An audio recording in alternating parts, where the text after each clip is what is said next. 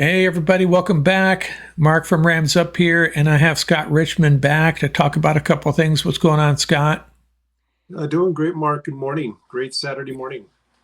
Yeah, got a couple of things that we discussed that we want to talk about that you wanted to talk about, and I'm going to let you have it. Give you the floor for the most part, and I'll chime in on my opinions on this and that.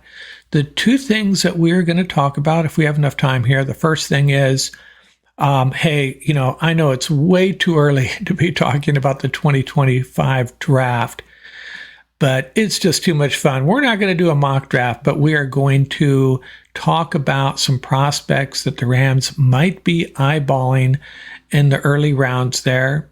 Things are going to shift. Rams could be drafting 32nd. They could be drafting 31st. One of the two, right? We don't know yet. So we're going to talk about prospects the Rams might be interested in. And I have a couple positions, three positions I think the Rams will be focusing on. We'll see if Scott agrees with me. And then we're also going to talk about bubble players for this 53-man roster. So you want to kick it off, Scott? What do you have for the 2025 draft? What are you thinking?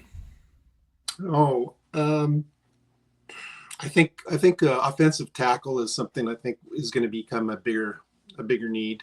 Bingo. That's what I was thinking too. That was number one on my list. Yes, So that I was disappointed they didn't come away with a cornerback that fits their zone scheme, a taller cornerback with and that was the second thing on my list. And you had pointed out that you may have the data handier than I do, the number of players that are going to be off contract within a year or two at that position. correct. Yeah, they're gonna be light going into next season. Um, Depending on what happens in free agency, because they only signed Tre'Davious for one season, and his maybe if he stays healthy and he wants to re-sign, that would be awesome. But I think it's lower than 50% chance that he's retained long term. Yeah, and I think that's a smart decision for the Rams. It's a prove it deal. He's going to be super motivated. Not that he wouldn't be anyways, but he's going to be super motivated to prove to the rest of the league, the other 31 teams and the Rams, that he still has it. So that's good. Yes, we And know then that if he ends up struggling with the injury, the Rams aren't on the hook for more than a year. yeah, and Darius Williams was signed for two seasons, so um, I don't know if there's an option for a third, but that's not long term. When you draft a player, you usually got you're looking at 4 years. Right, For and he's getting up there in years. How old is he? Let me dig for that. I think he's I think he's 30. yeah, he's up there. Well, anyways, I think you're right. I think he's 31 years old. Yeah, that sounds about right.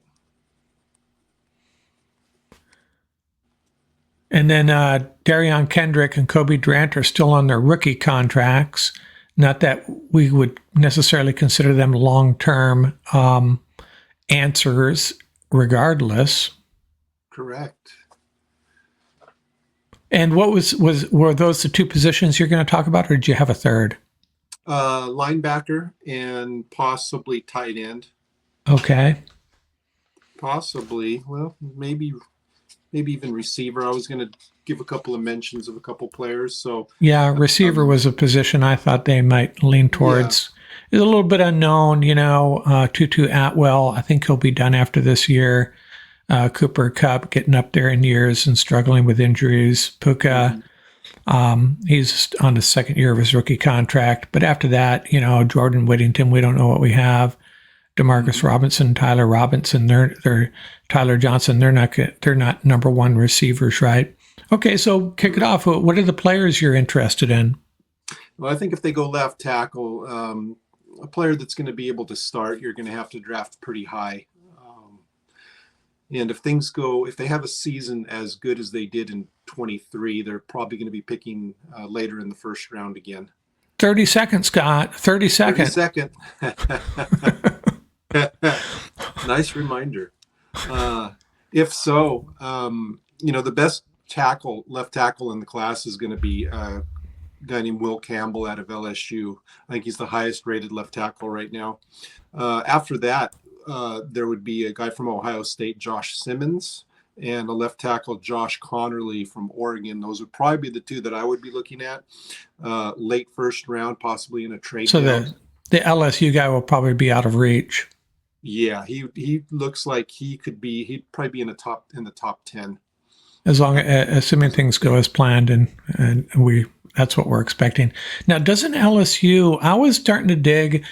I had the same thoughts as you. I started looking at the 2025 draft, just poking around a little bit, Mm-hmm. and isn't the other LSU tackle highly rated as well? And I'm sorry if I'm throwing a surprise question at you here, but No, that's a good question. I was looking at him also, but he's only played on the right side. I don't see any okay, traits that he has that are going to translate to the left side. So I pretty much just looked at guys that have experience playing left tackle. right? No, fair enough. Yeah, and if he's a left tackle, they can generally switch over to the right, if needed. The question is, when it comes to tackle, are we talking improving that position with respect to Alaric Jackson, or are we, or is it with respect to the eventual retirement of Rob Havenstein? But Havenstein, Mm-hmm. I bring that up probably too much. He could play for another 3 or 4 years. We don't know. Yeah, Those right tackles tend to last longer than some other positions. true. He's an Iron Man. Yeah. Is that what you have for the tackle position then? That's what I have for that particular range of the draft. I think the talent will drop off, and I haven't looked at any of the other guys that would be mid round. They would be more development type, I think, at that point, outside of Connerly and Simmons. Yeah, when you look across the Rams' current roster, and shout out to Lyric Jackson. That his tweets about a year ago, I think it was, Mm-hmm. about who deserved to start on that offensive line, and then he won the job. And overall, he played okay. It wasn't like he was a horrible left tackle. But if you look at every position on this Rams team and you identified the handful that we could improve at, that's one of them. It is one of them. Yeah, this past season was I thought it was smoke and mirrors to me because I'm one of the ones who went to training camp, and the particular day I was there, he was not looking good playing left tackle. I think a lot of people don't realize that the quarterback end up may throwing the ball downfield, but within the first second or two of the play, the defensive end got all the way around and would have sacked him, but the play All right. keeps going. And that happened 3 or 4 times in one session. And I was Right. like, wow, I don't know what they're going to do with left tackle. And for him to play the way he did, and for Stafford to be protected as well as he was in 23, I was just astonished by the end of the season. Yeah. So left Do you tackle think it's is because still, do you think it was because he improved, or because the Rams schemed and helped Alaric Jackson? I think it was a combination of things. I think he improved over a period of a short time period. The scheme, some of the play calling, um, some help on certain defensive ends. I think they put a tight end over there and helped chip the pass rusher here and there. So a combination of things. If they can do that another season, that would be great. I just don't know if that's going to happen again. Have that much luck, I should say. Okay, so you want to talk about some cornerbacks? Yeah, let's look at some cornerbacks. Um, Talking about the first 3 rounds. Again, the Rams will have another third round coming up next season with the departure of our old DC Morris getting the head coaching job. The Rams were awarded 2 third-round supplemental Right, picks. right. They'll get another one next season, but they did trade away their second round. So as of right now, they'd be picking late first round and 2 late and third. Um, with that said, I think cornerback it would probably be pretty high on there. A couple of players that I like. You're Would thinking, are you talking the late third or first or all? Oh, go I ahead. would probably be thinking in the third round with these Okay. players here. Um, One of them, when people talked about Cooper DeJean out of Iowa, he had a teammate there. Um, Sebastian Castro.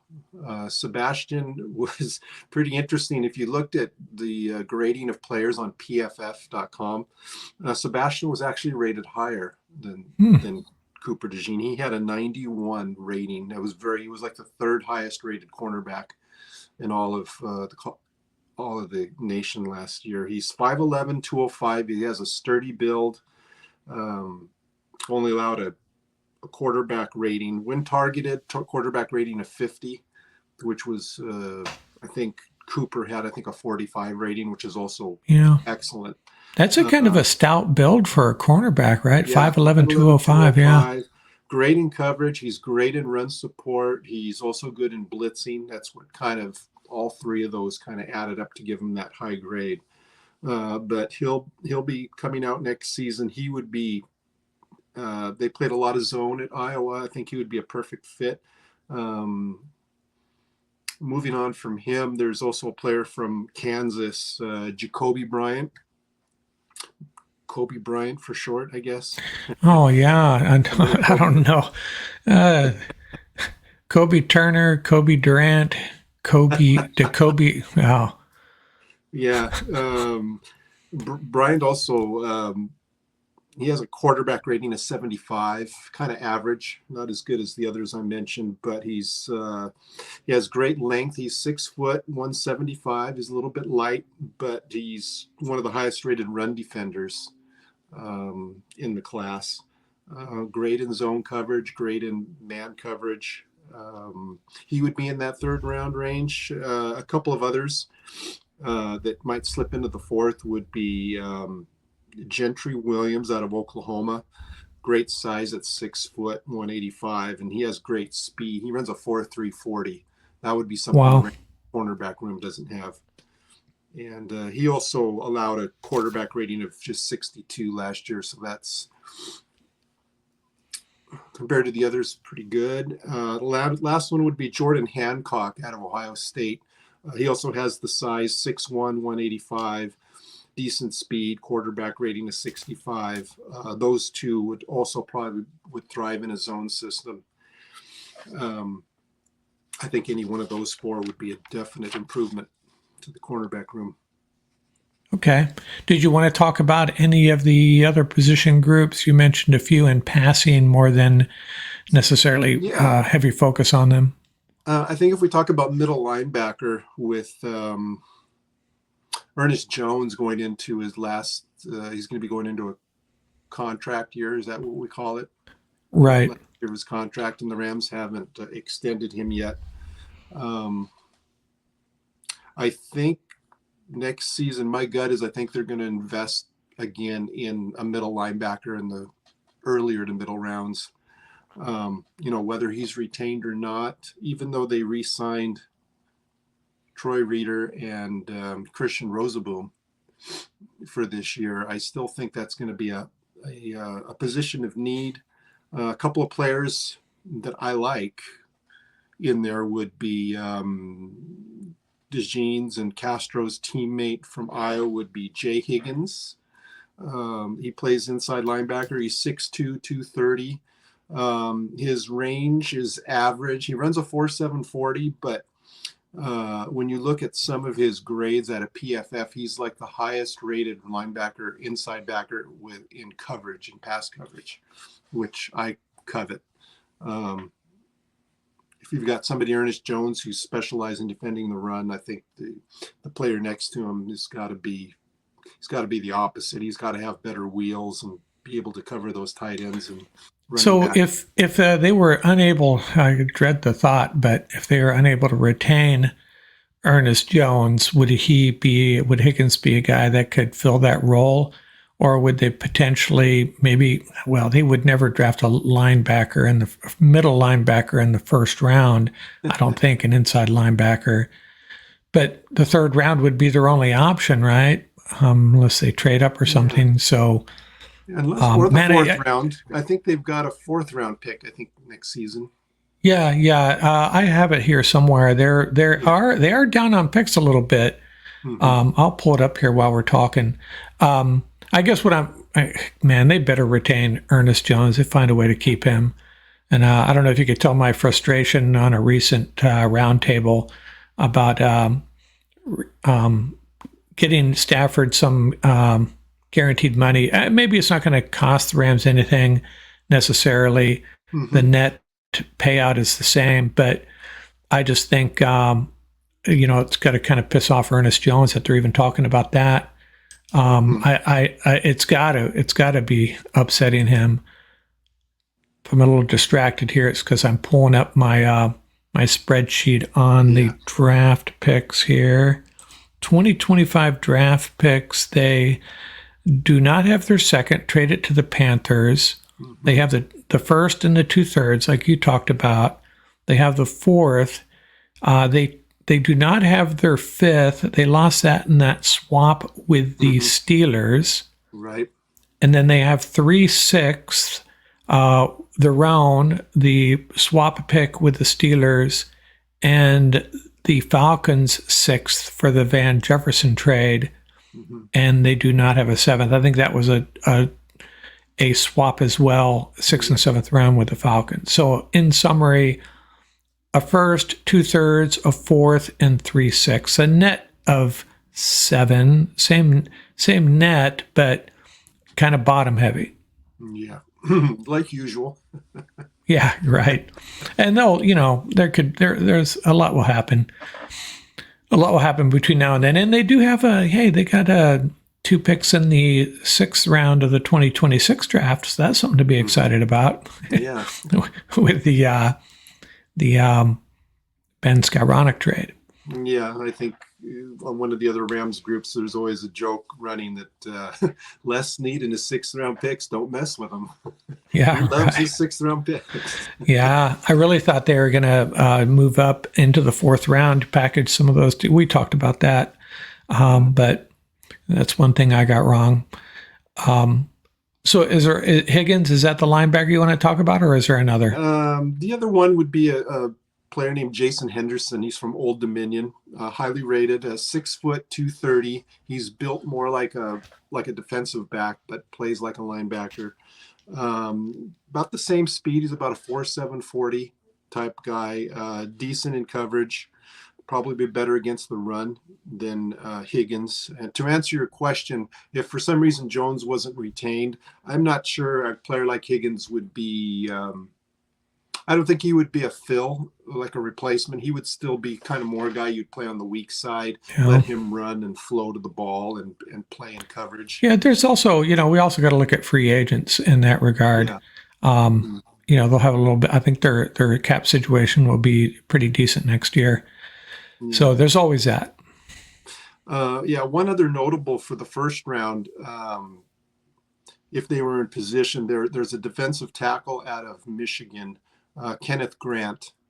And considering Bobby Brown's situation being the last year of his rookie deal, if the Rams decided not to retain him, they would be pretty thin at the nose tackle position.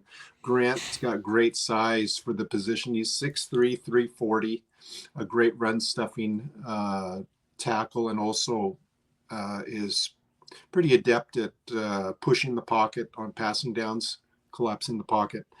So that's He's good to have a rated. guy. It's good to have a guy like Brown on a prove it year as well. He'll be extra Yes, motivated.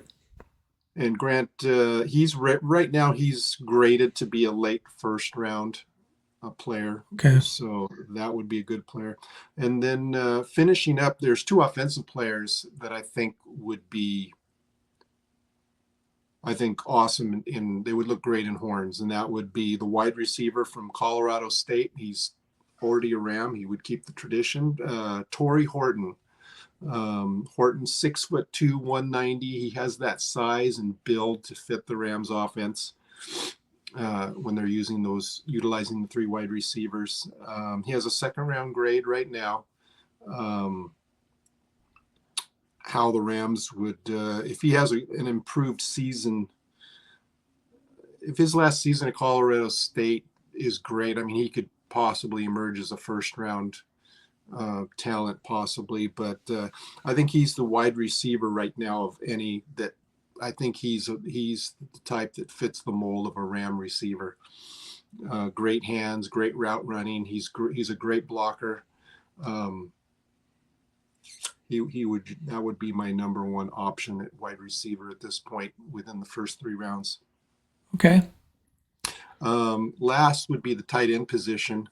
Um, Teammate of Brock Bowers, a guy named Oscar Delp, 6'5", 245.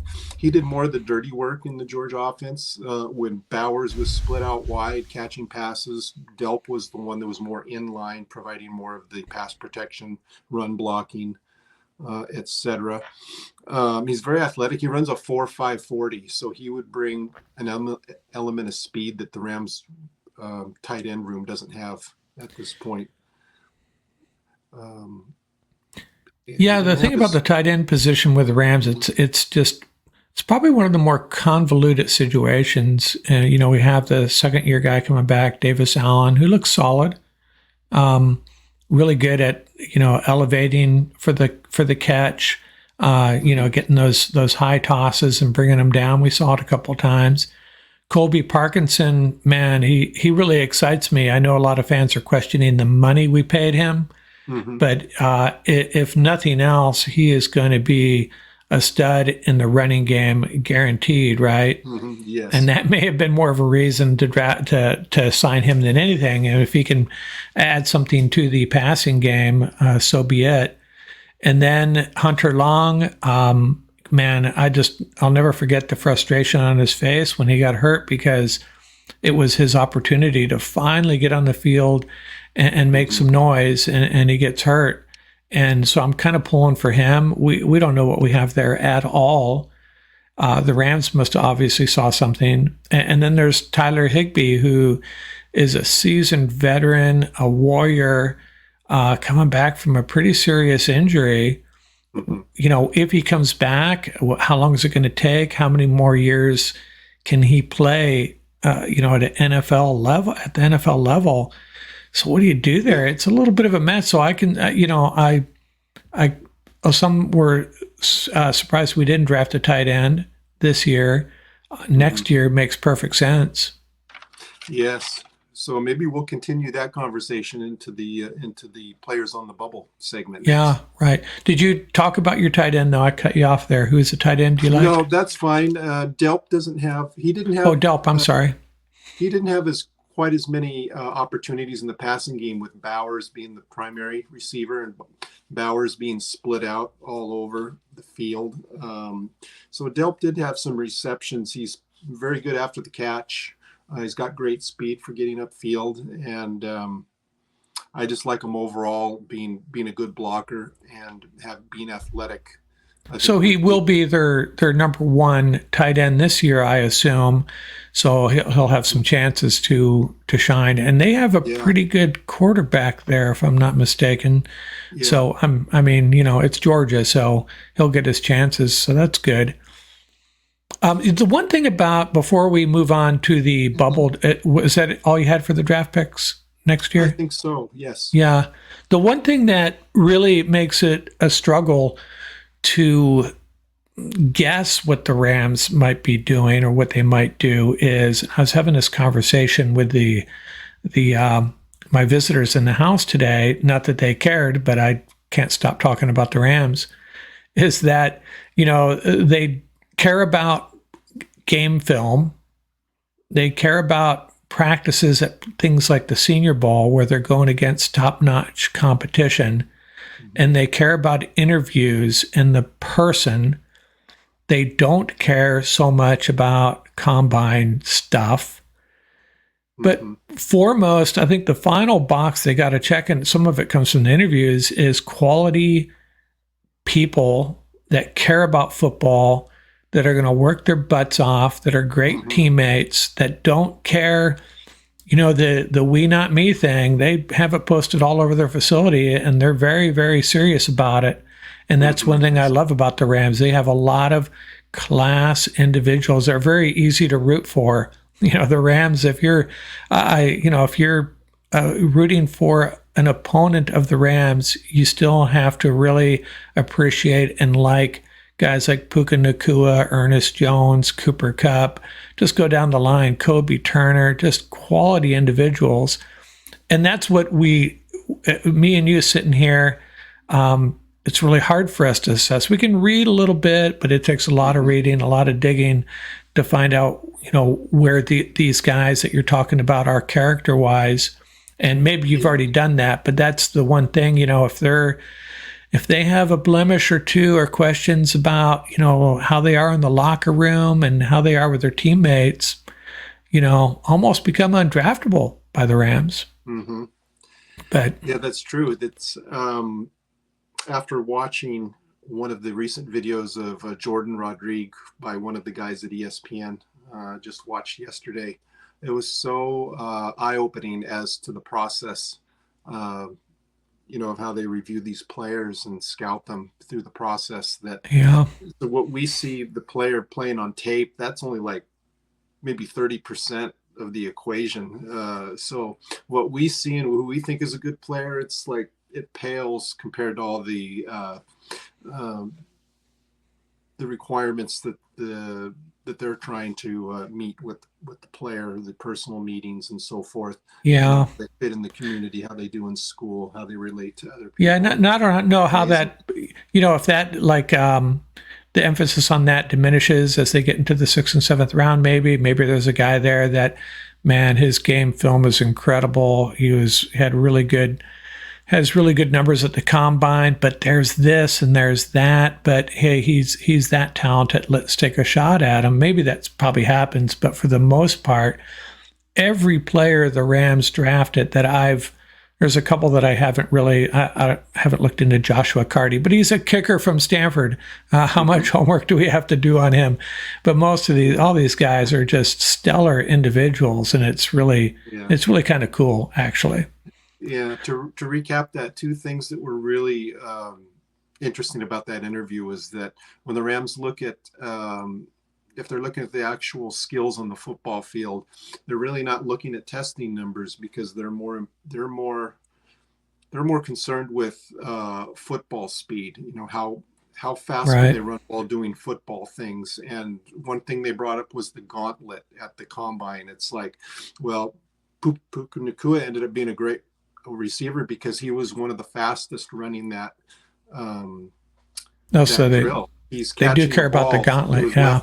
Right. He's catching the ball coming at him left and right, and he kept catching him while running full speed and keeping a straight line, running that drill. And that's an example of that's a football drill. He's showing how fast I'm doing a football. And who looked really good at that this year? Who looked really good at that this year was Ladd McConkey.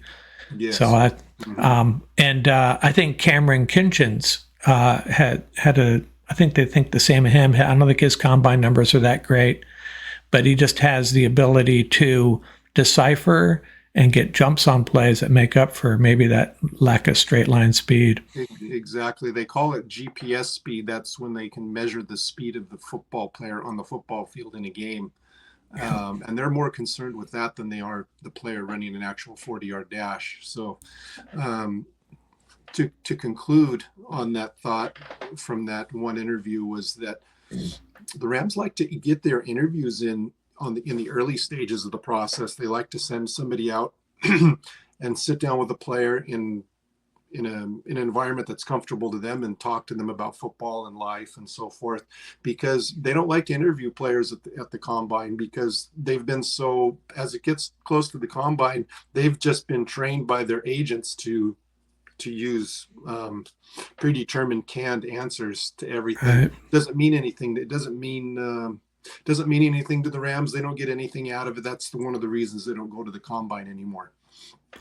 Yeah. So they're getting their interviews done at the All-Star games, and before it even gets to that point of the combine, they've already done all their homework. Yeah. Which I found was very interesting. Yeah, and I also find it, and I've mentioned this a couple of times, a lot of people get excited when they say the Rams interviewed this player, the Rams met with that player. That's not necessarily an indication they're going to draft him. It could be an indication that they've confirmed that they're not going to draft him. It could go either way, right? Correct. Yeah. So and I have to wonder, the Rams are so savvy. How often is it just a what's the word, a show, like when they flew out to talk to Chop Robinson, they sent someone out there supposedly. I wonder if that was a Jared Verse move. Mm-hmm. Yes. You just never know. And you know what? We are never going to know. Well, maybe in 10 years we'll find out. But okay, so we're going to talk about players on the bubble. How many guys do you want to talk about? I'll let you just. We could start with the position groups. We can start with offense and then move our way to defense and go through. Okay, that's fine. Position groups really quick.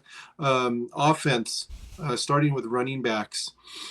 First of all, I'll say on offense, when you have the 53-man roster, I'm breaking this down. I'm subtracting 3 players for your special teams, your punter, kicker, and long snapper.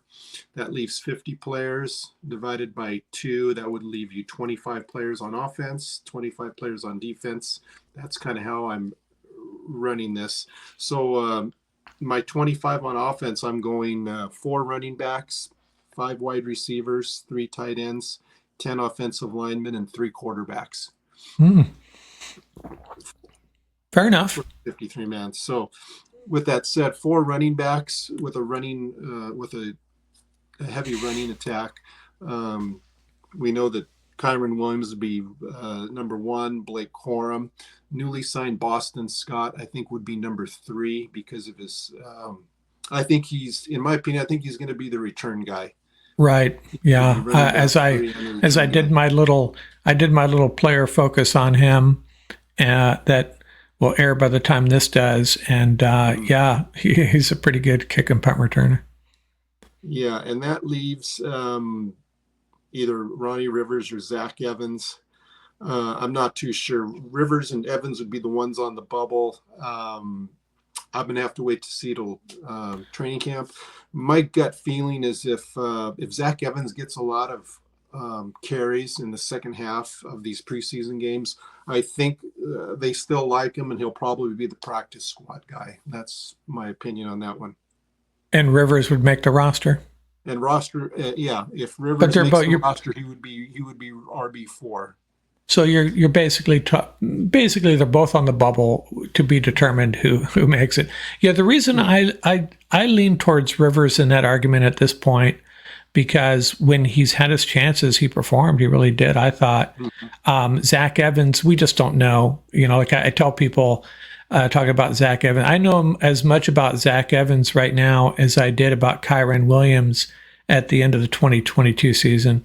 So they're going to get their chances, especially Zach Evans. I think he's going to get a lot of carries in the preseason, and if he shows something, he could bump out Ronnie Rivers. I agree. I don't think they're going to carry 5, especially with Blake Corum having those additional skills.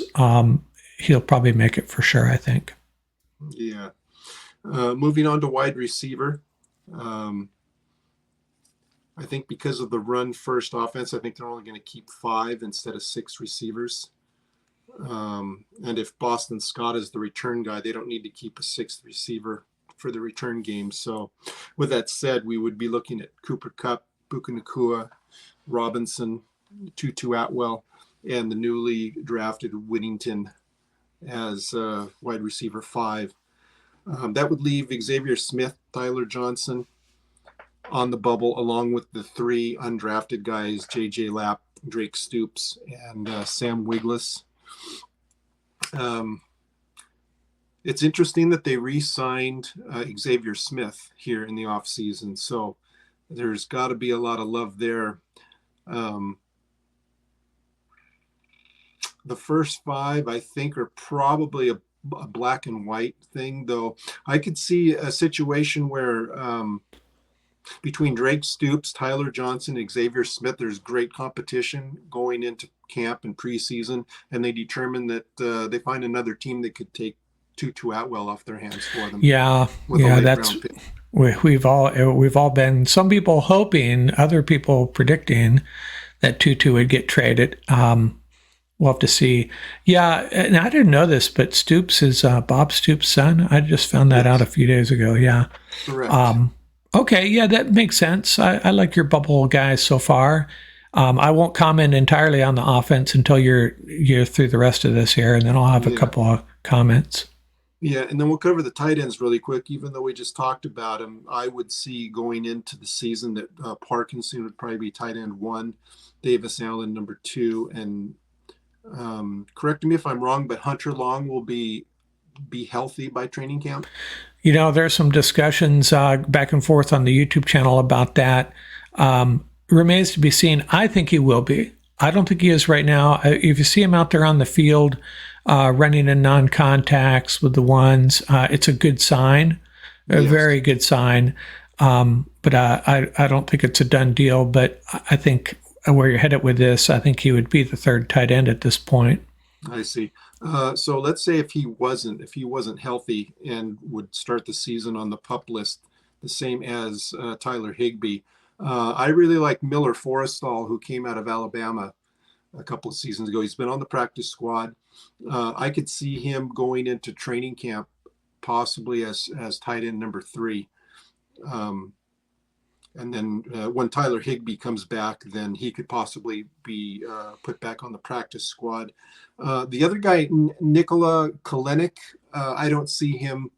I don't know if they'll keep him again this year. He might be kept on the Yeah. practice squad again, but I think he'd probably be cut. And the Neil Johnson, the undrafted player from Louisiana, I've watched a little bit of tape of him. I don't see anything that's special that he brings to the table. So I think Kalinick and Johnson would be cuts, roster cuts. So Forrestall is a bubble guy, but really, if Hunter Long isn't able to go, hey, he could still beat out Hunter Long. Who knows? So those are kind of the two bubble guys. One due to more of an injury concern than anything. That's true. Moving on to offensive line, if we keep 10, it looks like the starting front five would be Alaric Jackson, Jonah Jackson, Steve Avila, Kevin Dotson, and Rob Heavenstein. That would be your starting five. Yeah. And I think the most logical five to back those up would be Noteboom as your swing tackle, Levinston, who can play either interior position, Bo Limmer, backup center. Logan Bruss, I had penciled in, but I think I'm going to say, my gut says he's just not going to make it. He's just not that type of interior player that they want now, as opposed to when they drafted him previously. Yeah. The game plan has changed. Warren McClendon can still be a swing guy who can play either interior or on the outside tackle. That would leave on the bubble, you'd have tackle AJ Curry, the new undrafted Blake Larson, Mike McAllister, center, Grant Miller, Justin Diedick, who's the undrafted center from USC, and Zach Thomas. My thought on those last six, I really liked McAllister last preseason. There was a couple of games where he played. I think he played every snap, and I think two of the preseason games, and he was pretty dang consistent at the center spot. He was very reliable. If you were to ask me between Diedick and McAllister, I'd have to say, I didn't watch a lot of USC football. I'd have to give the nod to McAllister as far as a backup center. And the other tackles, just nothing sticks out to me. AJ Curry had some opportunities in preseason, but I don't know if they're going to keep him any longer. So what you're saying is, doing a check here on the roster. So you're identifying, 8 guys. I think 8 guys for sure but the bubble guys are a Curry, McAllister, and yeah, I think if they keep 10, I think I think it could be a toss up between AJ Curry and Mike McAllister for whoever gets the 10th spot. Okay, gotcha. I have to apologize to the Hercuri family. I completely forgotten about him. I don't think I've even included him on my depth chart presentations. I thought they had released him, maybe brought him back. I think that's what happened. I think they brought him back on a reserves future contract. Okay, so my comments on the offense is the 25-25 split could very well come to pass. I think very often it's 26-24 for the sole reason that on the coverage teams, they really lean on the linebacker types and the bigger cornerbacks, I think. I'm not saying that 25-25 could very well come to pass. But if it did, I still think 9 offensive linemen is probably more likely. I know they've carried 8, they've carried 9, they've carried 10. So we'll have to see. But overall, I think that's a pretty good take on it, and that's kind of how I saw it breaking out too. You didn't talk about or were you going to still get to quarterback? Is it going to be those 3 guys? Yeah, I think it would just be Stafford, Garoppolo, and Bennett. And Bennett could possibly fluctuate between the active roster and the practice squad. Yeah, and Garoppolo, if Garoppolo is suspended 2 games, he doesn't count against the 53, I assume. Tom Courts always knows the details on that, and I don't. But so if that's the case, what typically happens, kind of like what they did with their kicker last year. Their original 53 didn't have a kicker. So when they figured that out a few days later, there was a reason for it. I forget. I think it was because of guaranteed money or something with Maurer. Then they brought Maurer back, and then released an offensive lineman, if I'm not mistaken. Okay, but that's my only comment on that. Is it might end up only being 24. They might only carry 9 offensive linemen. They might carry 6 wide receivers rather than 5. Other than that, I don't. I'm guessing just like you, though. That's just my how I see it right now. But I think you got the what we're calling the numbers. The numbers that I came up with were basically just a quick divide them up quick in order to break out the position groups. Yeah. Hey, fair enough. It's May. That's a pretty good approach. It could go 26-24, 24-26, 25-25. It depends. It really comes down to special teams decisions, right? When those last few roster spots, I can just see those position groups having an argument about, I need 6 wide receivers, I need 10 cornerbacks, and then the special teams coach steps in and he's the tiebreaker, perhaps. It says, well, you know what? Your wide receiver isn't covering kicks. So the answer is no. Something like that. Yes. Okay, defense? Defensive line. I'm thinking 6 on the defensive line. You got Bobby Brown, Kobe Turner, Braden Fisk, Desjuan Johnson,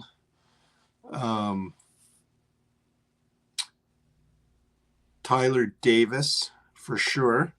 Right. So that's what, 5. That's 5. They re-signed Laurel Murchison. Right. There's also Corey Durden. And then you have the 2 undrafted guys. You got the David Olajiga. He's the workout warrior that can toss 290, 300-pound offensive linemen off the line of scrimmage at will. Right. And then there's Thule. Don't say his last name. Don't even bother. Oh, I can do it. Latuli Gassanoa. I have to say it like in a syllable at a time. Yeah, Latuli Gassanoa. I like Thule to be the one who makes the squad as one of the undrafted. I think he would be a great nose tackle backup to Bobby Brown. allowing Kobe Turner just to play the three technique opposite of Braden Fisk on a regular basis. So with that said, I think Desjuan Johnson's done enough to secure a spot. I think Murchison and Corey Durden would be on they would be The in the bubble. bubble, Okay. and I think one gets cut, one ends up staying on the practice squad, and I don't think Ola Giga, I don't think he makes it either. But Tyler Davis would definitely be in there in the mix as far as playing really close to the nose, possibly being the nose tackle on certain plays in certain um, schemes, I should say. Yeah, that makes sense to me. That's kind of how I saw it too. I felt like as I was going through the 53-man roster, I felt like that was a position group. When you get to the fourth or fifth or sixth guy, it's kind of like it's hard to make an argument for carrying a seventh guy because they're just not up to that level of, you look at some of the other position groups where you're looking to carry an extra guy. Yes. But okay, where are you moving to next? There can be moving on to outside linebackers. I think there's some carryover because when you talk about Michael Hoyt, he can play. Yeah, I think some of us have the gut feeling that he might be used in both position groups. He might be used as the five technique defensive end in certain schemes, and then he might just be used as the outside linebacker in a base defense. So with that said, I've got Byron Young and Jared Verse as the starters. I've got Michael Hoyt as the third, and I should have stated that I'm projecting 5 for the 53-man roster. So Young, Verse, and Hoyt are 3. Brennan Jackson would be 4, and my guess would be Ochon Mathis is the 5th. He showed so well at the end of last season. I think he's the guy that rounds out the group. That would leave Keir Thomas, Zach Van Valkenburg, and Nick Hampton on the bubble, or on possibly having to stay on the practice squad. In addition, we had the undrafted free agent from Oklahoma State, Anthony Goodlow, who they gave a bonus to. He may have some promise. I just don't see enough on tape that would see him displacing either a Brennan Jackson or an Ochon Mathis at this point. So yeah, I was kind of torn going through that group. After the top 4, I think were pretty obvious. What Brennan Jackson is going to make the team. But then when you get into the Nick Hampton, Ochon Mathis, Keir Thomas discussion, I just don't know. I know a lot of people, Paul Walia has mentioned a couple of times that he loved what he saw from Mathis late in the season. So maybe I need to go back and look. But yeah, are you saying Mathis still kind of a bubble guy though? I think he could be the bubble. My gut says that he makes the 53-man, but he could be a bubble guy. Between him and Hampton, and possibly Goodlow. So you're discounting Keir Thomas's? Keir Thomas and Van Valkenburg. I just don't see any of them making either of the two making the 53. Fair enough. Okay, so it's really down to Mathis and who was your other guy? I already forgot. Mathis, Hampton, or Goodlow. The okay. Okay, between those 3, you're leaning on Mathis. Your money's on Mathis. Okay, fair enough. Yes. On to inside backers. We know we have Ernest Jones. They re-upped Christian Rosaboom and Troy Reeder to stay on. So they obviously have confidence in those two. That would leave Jacob Hummel, Olakunle Fatukasi. Right. I think who's more of a special teams guy. I think they only possibly keep 4 of the inside backers. Yeah, at the most. I mean, possibly even 3, but probably 4. Yeah, I think they keep 4 with, of course, with Rosaboom and Reeder being signed, they would obviously, they're not going to re-sign those guys to just cut them in training Right. camp or before the roster cuts. So I think those guys are penciled in on the 53 man already with Jones. And the fourth, I would put my money on Omar Spates to make the To roster not as an undrafted. to beat Um, out Jake Hummel. yeah, to beat out Hummel, Fadakasi, and there's another undrafted kid from Marshall named Eli Neal. And up till this point, I just see him as a camp body. I just don't see anything in his game that would be able to compete with the others at this point. Okay, yeah, it's kind of sad, but I don't really get too excited about those inside linebacker discussion because the Rams don't seem to get too excited about Yeah, yeah, they squaring don't that value position. it. Yeah, right. I mean, Ernest Jones is the guy, and I think Troy Reader. I think they kept on. It's just they have familiarity with him. He's played I mean, he obviously has limitations, but I think he's one of Mm-hmm. those guys that knows his job and plays hard, high character, tries to get his job done, and Mm-hmm. takes his craft seriously. He's always going to have some athletic limitations, but they're very comfortable with him, obviously. And Christian Roseboom, I think, as Ian Martinez, one of our roundtable guys, is always defending him. And I think I'm guilty of this, of just assuming Christian Roseboom is just, just a guy. But he says, watch the tape. He actually plays very, very well at times, a lot of the time. So, maybe we do have something there as a 1-2 linebacker group, better than we actually appreciate. Okay. Yeah, I think Roseboom, if on running plays, I think he's very technically sound at taking the right angles, taking on the right blockers, filling the holes correctly, and he's a good tackler. But he's just somebody I question, along with Reader. If there's a back that gets the ball out in the flat, they just don't have the change of direction Yeah, ability or right. quickness to stay Yeah, with them. So right. So that's they why are vulnerable. Yeah. that's why I really like those coverage linebackers, guys that run a really good three cone. That's Yeah. really good sign of change of direction and quickness. Spates having a lot of starting experience at Oregon State before he played a year at LSU. I really like what the experience he brings in his abilities and athleticism to that other linebacker spot. I would be high on him.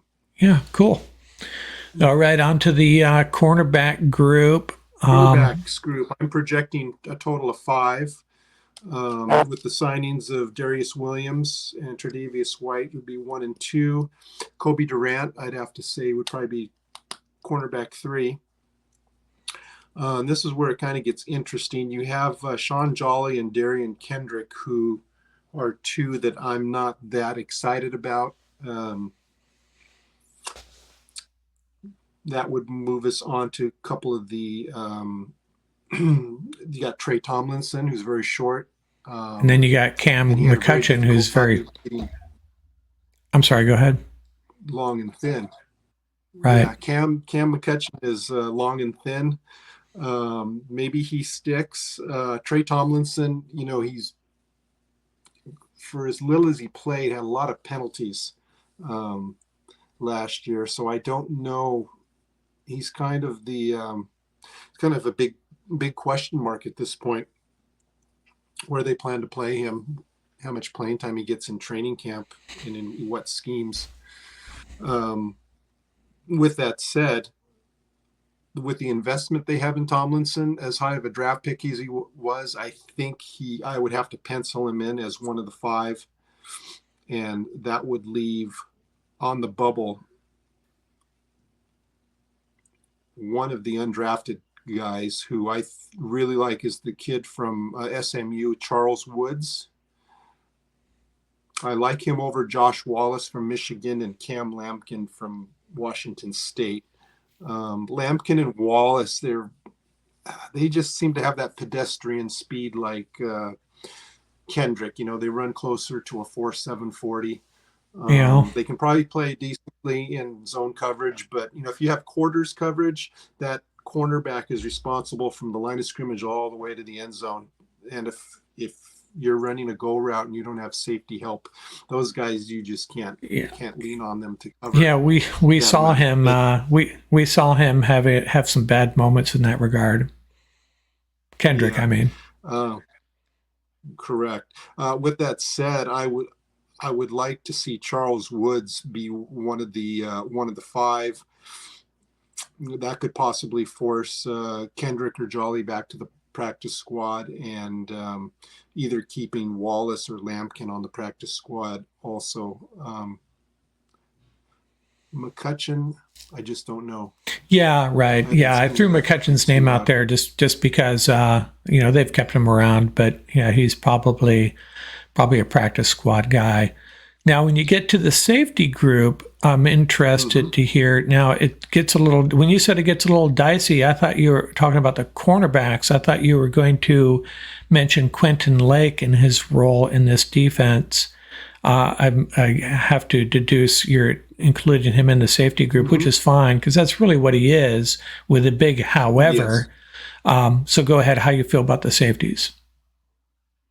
Safeties, I'm liking Cam Curl and Cam Kitchens is number 1 and 2 at this point.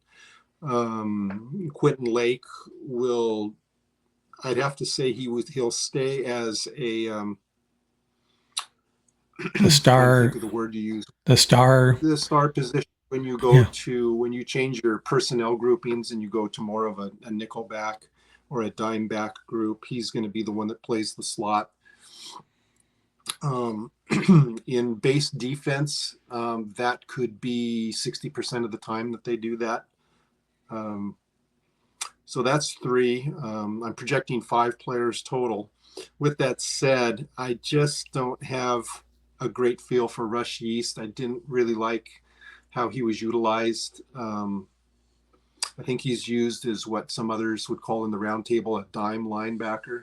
Right. He plays close to the line of scrimmage, and there was a couple plays that just stick out from last year where he just got railroaded by a tight end carrying the ball upfield. So I like some larger size. If they do keep Jason Taylor from Oklahoma State, I still think he's primarily a special teams guy. Yeah. The player who I really like as undrafted would be out of Tennessee, Jalen McCullough. Yeah. He's got like almost 5 years of starting experience there. You might consider him more of a strong safety than a free safety, but he does have decent range. I think he has 4.5 speed. That could possibly put you Russ Yeast and Tanner Engel on the outs, or maybe back on the practice squad. And the wild card would be Kenny Logan, the kid from Kansas. He's got a lot of experience along with McCullough. So between McCullough and Logan, I kind of like McCullough better. His athleticism, though it could be a toss-up between those. I think either McCullough or Logan end up being the 5th safety in that group. Okay, yeah, both of them have been mentioned in the roundtable. I noticed McCullough, and I think Paul or Ian, I think it was Paul, was a big fan of Kenny Logan. That's a good rundown. I think we agree for the most part. It's so early, but it's still fun to talk about this. Hey, at some point we got to start trying to eyeball what the final 53 will look like. And, there's going to be some free agent signings still that's going to change this. There's been some names thrown out there, guys that might make a good fit for this team to, number one, bolster the offensive line depth, perhaps, maybe bring in a veteran safety, a veteran tight end if Hunter Long can't go. So we'll have to see. There will be some changes for sure. Yes. Okay, Scott. Is that all you got to say for now? We can do this again in a few weeks. Yes. I'm calling this my Syncing Up with Scott segment, so we'll do it occasionally, just you and me shooting the bull about whatever grabs our fancy in the world of the Los Angeles Rams. Awesome. Okay, Scott. Out here, and thanks a lot for taking the time out of your Saturday morning. We'll get this posted in a day or two for our Rams Up fans' enjoyment. Out here. Right. See ya. Bye-bye.